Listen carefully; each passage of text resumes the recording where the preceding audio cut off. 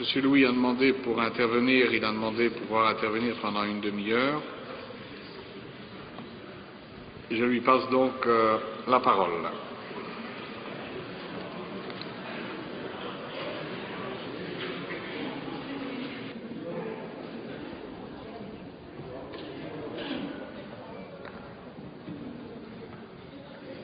Merci, Monsieur le Président. Nous sommes aujourd'hui réunis pour procéder, au plus grand bonheur de certains, je n'en doute pas, à la levée de mon immunité parlementaire, suite à des poursuites judiciaires largement intentées à mon encontre sur des bases essentiellement politiques. C'est révéler un secret de polichinelle que de dire que ces poursuites ont été intentées contre moi à la demande de Mme Milquet, ministre de l'Intérieur, et Mme Turtelbaum, ministre de la Justice. Bonjour l'indépendance. Cela faisait plus d'1 an et demi que vous en rêviez.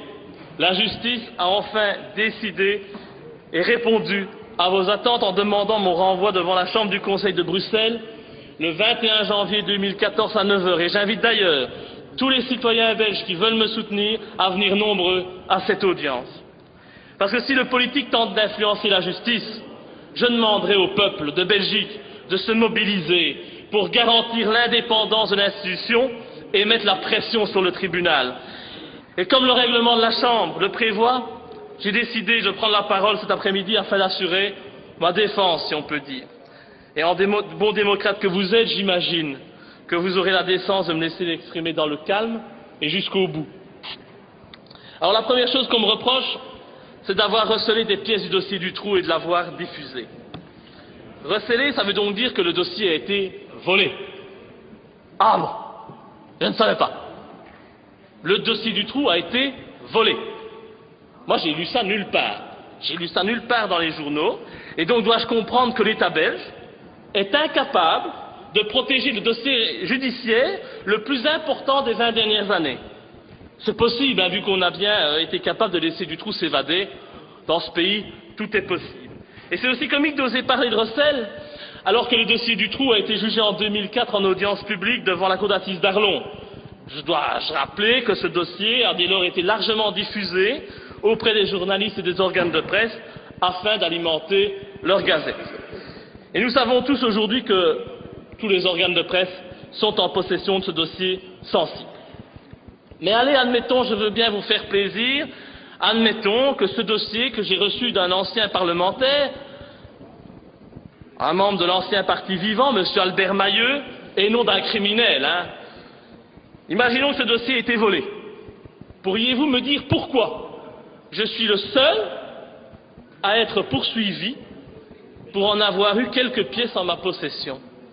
Parce que j'ai fait des recherches et j'ai découvert que je n'étais pas le seul à détenir ces documents. Ainsi, j'ai découvert cet article du 7 juillet 2010. J'étais à l'époque élu depuis quelques semaines. Et j'étais encore loin d'avoir été mis en possession des photos d'autopsie des victimes de Dutroux et consorts. Je vais vous lire l'article qui a été publié sur 7 sur 7. Suite aux perquisitions effectuées à l'archevêché de Malines-Bruxelles et à la découverte des CD-ROM contenant le dossier Dutroux chez le cardinal Danez, l'ancien primat de Belgique, l'Église réagit par une conférence de presse par les voix de Éric de Beuquelaar, porte-parole des évêques de Belgique, et maître Keulener, avocat de l'archevêché. Voici le passage le plus intéressant.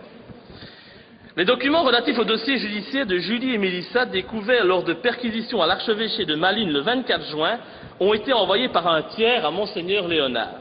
Il ne s'agit pas de dossiers papier, mais de 2 CD-ROM qui auraient été envoyés par un tiers bien connu de la presse et de l'évêché. Comme le mentionne la presse de mercredi, ces CD-ROM ont également été envoyés durant l'affaire Dutroux à des journalistes judiciaires, des politiciens et d'autres personnalités du pays. Il conclut en disant « Il ne s'agirait donc aucunement d'une trouvaille unique. Il ne s'agirait donc pas d'une trouvaille unique. » Et d'autres personnes de sphères d'activité différentes auraient donc reçu ce dossier. Excusez-moi, mais je me pose alors une question. Pourquoi le parquet ne décide-t-il pas de poursuivre ces journalistes, ces politiciens, ces ecclésiastiques qui, tout comme moi, ont reçu ce dossier? Pourquoi la justice ne décide-t-elle pas de poursuivre le cardinal Danez, Monseigneur Léonard, Non, non, non, non, non. La justice décide de poursuivre uniquement Laurent Louis. Et lors des perquisitions qui ont été effectuées à l'archevêché de Malines-Bruxelles et chez moi, c'est le même dossier qui a été retrouvé. Eux ne sont pas poursuivis, mais moi, je suis poursuivi. Pourquoi une telle différence de traitement? Pourquoi ne poursuit-on pas ceux qui ont diffusé ce dossier durant le procès du Trou? Pourquoi décide-t-on uniquement de me poursuivre, moi, pour avoir révélé aux Belges, qui voulaient bien l'entendre, la vérité sur le dossier du Trou? Pourquoi? Peut-être parce que je suis le seul parmi les personnes à avoir eu accès à ce dossier, à avoir osé dénoncer ce qui s'y trouve, les invraisemblances et les mensonges qu'on cache à l'opinion publique. C'est à celui qui a eu le courage de risquer sa vie pour la vérité, sa carrière pour la mémoire de ces pauvres enfants violés jusqu'à ce que mort s'en suive, qu'on s'en prend. Preuve supplémentaire que des gens haut placés ne veulent pas que la lumière soit faite sur ce dossier. La réalité, c'est que Dutroux n'est que la petite main d'un réseau bien plus large, se composant d'une certaine élite du pays, des gens qui sont en mesure de faire étouffer la vérité.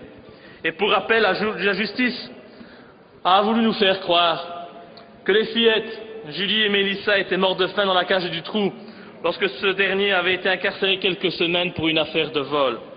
Alors, si les fillettes sont mortes de faim, moi j'aimerais bien savoir, parce que je suis peut-être bête et que je ne comprends rien, mais j'aimerais bien savoir, j'aimerais bien qu'on m'explique, une fois pour toutes, comment il se fait qu'elle présentait sur les photos d'autopsie des béances anales et vaginales de plus de 5 cm.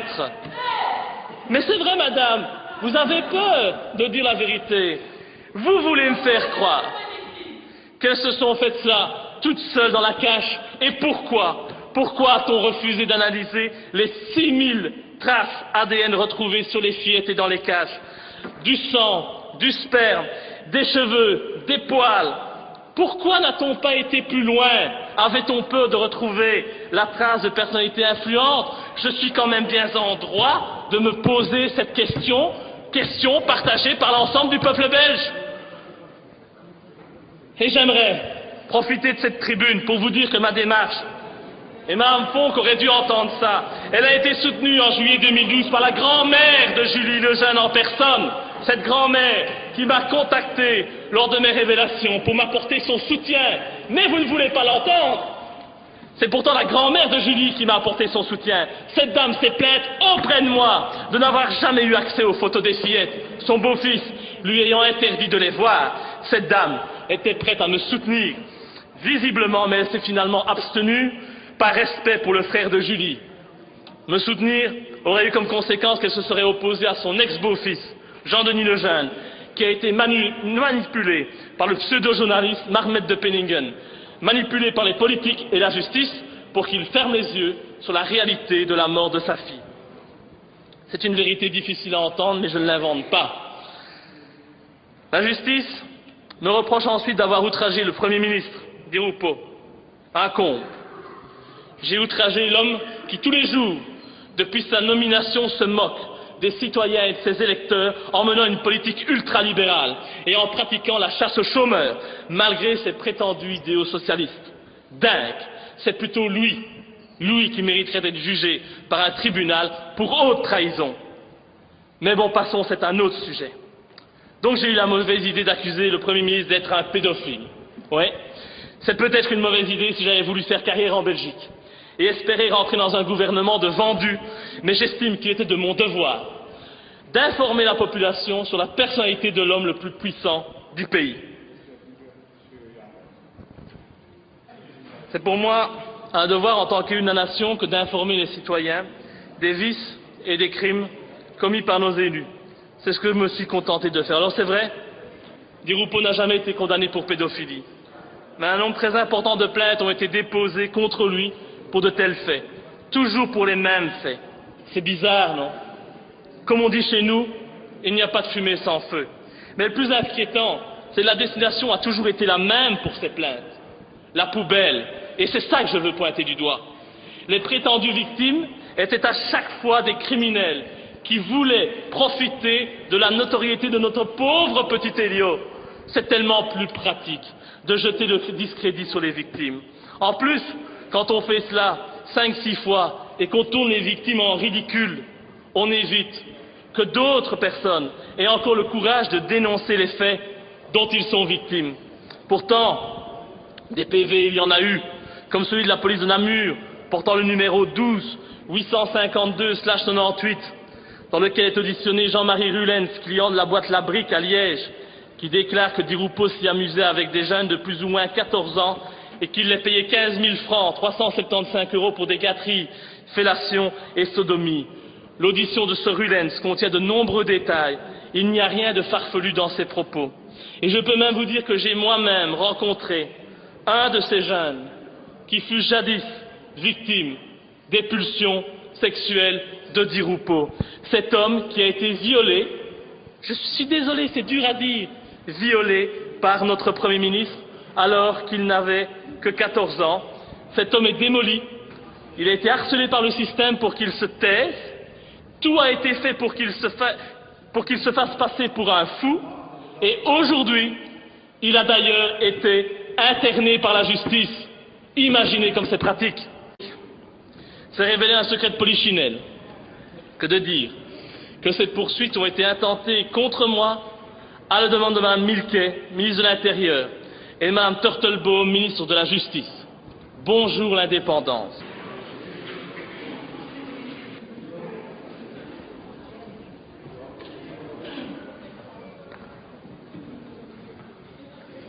Merci, Monsieur le Président. Nous sommes aujourd'hui réunis pour procéder, au plus grand bonheur de certains, je n'en doute pas, à la levée de mon immunité parlementaire, suite à des poursuites judiciaires largement intentées à mon encontre sur des bases essentiellement politiques. Monsieur Louis a demandé pour intervenir, il a demandé pouvoir intervenir pendant une demi-heure. Je lui passe donc la parole.